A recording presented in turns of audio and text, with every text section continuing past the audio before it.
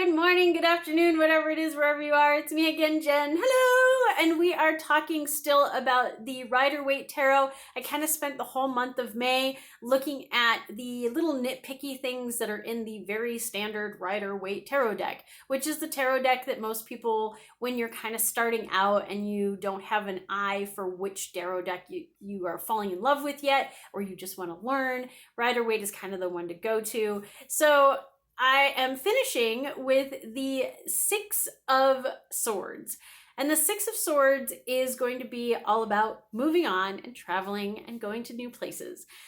So this can be in a very real way, moving on and transitioning into a new home or a new work environment or traveling over water. There is definitely like that on the nose sort of reading with it too, of like, let's just take a trip over water, and that can be a thing. The other thing with this card is if you look, the water is very rippled on this side of the boat and very smooth on this side.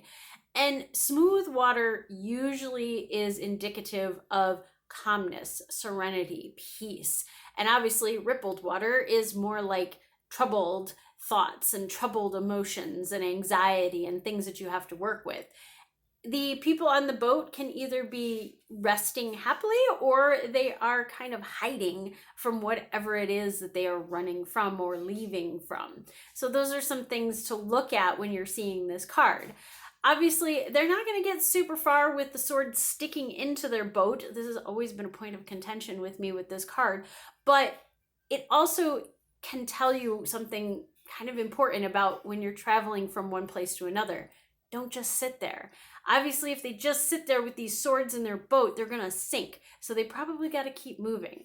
And that's a big point on this card. Keep moving. I suppose it's a little bit of Dory kind of just keep swimming energy with this card.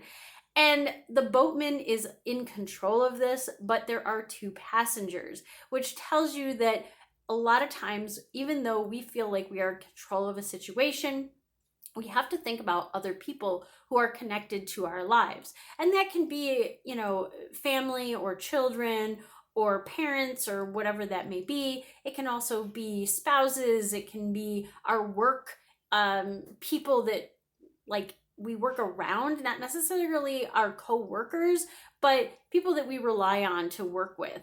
So while you can either be the boatman in charge of things or you can be the people riding along, it kind of depends on the situation. When you see this card come up, that's the first thing to ask yourself. Are you the boatman or the passenger? Because if you are the passenger, you're kind of just going to have to go along for the ride and ask a lot of questions and hope that you get there sooner rather than later.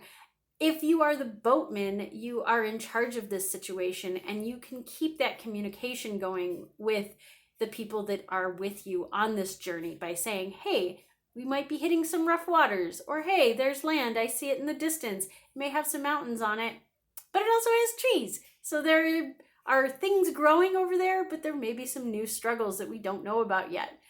These are all things to keep in mind with this card, and I do think that this is something to keep in mind as we move into a new month, a new season, and new and crazy things are happening in the world. So be the boatman and communicate, because again, swords are air, and that means communication, or be the passenger and communicate and ask a lot of questions.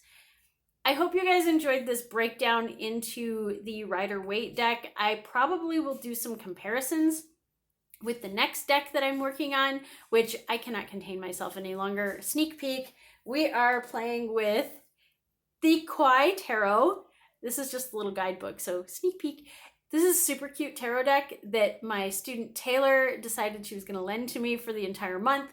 I'm hoping that we get Taylor to join us for a few videos, but life is crazy and nothing's guaranteed, obviously.